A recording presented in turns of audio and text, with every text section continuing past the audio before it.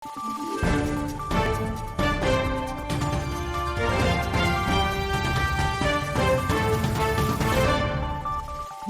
araw, Pilipinas! Ito ang Valiente News hatid sa inyo ng Office of the Vice President.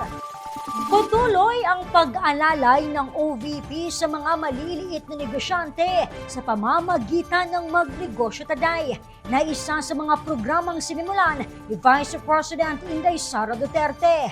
Kilalanin natin ang ilan sa mga naging benepisyaryo nito mula sa Pangasinan sa ulat ni Maribeth Adlawan. Taong 2016, nang nakapagdesisyon ng taga-Pangasinan na si Jennifer na pasukin ang pagnenegosyo. Sari-sari store ang kanyang napiling pangkabuhayan. Kwento niya, nagsimula sa maliit ang kanyang tindahan.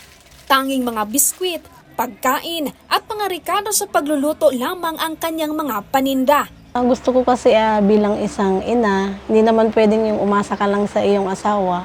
Maganda rin yung may sariling kita, pandagdag income ba? Para pandagdag pantustos sa pang-araw-araw, ganun. Sabi pa ni Jennifer, malaking hamon para sa kanya ang puhunan. Dahil sa dami kasi ng mga bayarin, may mga pagkakataon nagagamit niya ang pera na sana ay para sa kanyang negosyo. Hindi mo maiwasan, doon mo nakukuha yung gastusin minsan pang-araw-araw. Kapag kakapusin ka na ng puhunan, ganun. Kasi syempre, dyan ka kukuha ang baon, pamasahe. Tsaka pang-araw-araw na gastusin sa bahay. Kaya minsan parang nakakaproblema kayong kulang na sa pampuhunan, ganun.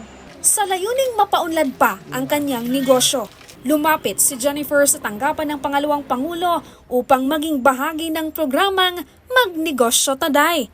Kasi po sir, di ba, uso ang social media. Ganun ang kalakasan. Naka-follow naman ako kasi dati yung sa page ni Vice President Sara Duterte po.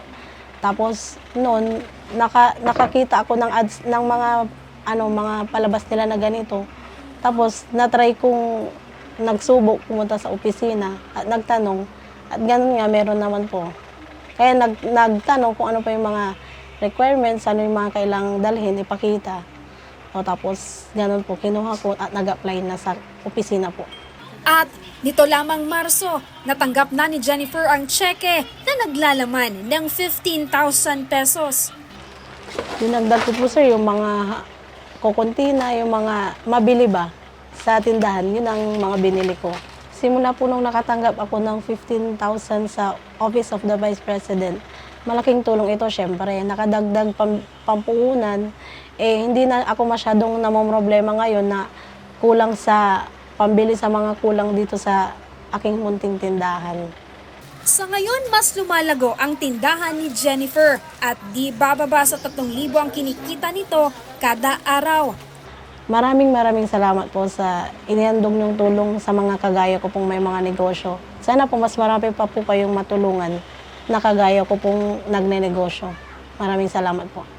Mula dito sa Pangasinan, ako si Maribeth Adlawan, lahat para sa Diyos, bayan at pamilyang Pilipino. Valiente News.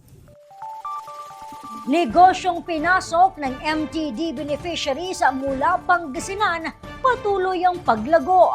Ang kanilang kwento, sabay nating saksihan sa susunod na episode. Ako si Claudette Loreto para sa makabuluhan, naninindigan at matapang na mga ulat at impormasyon.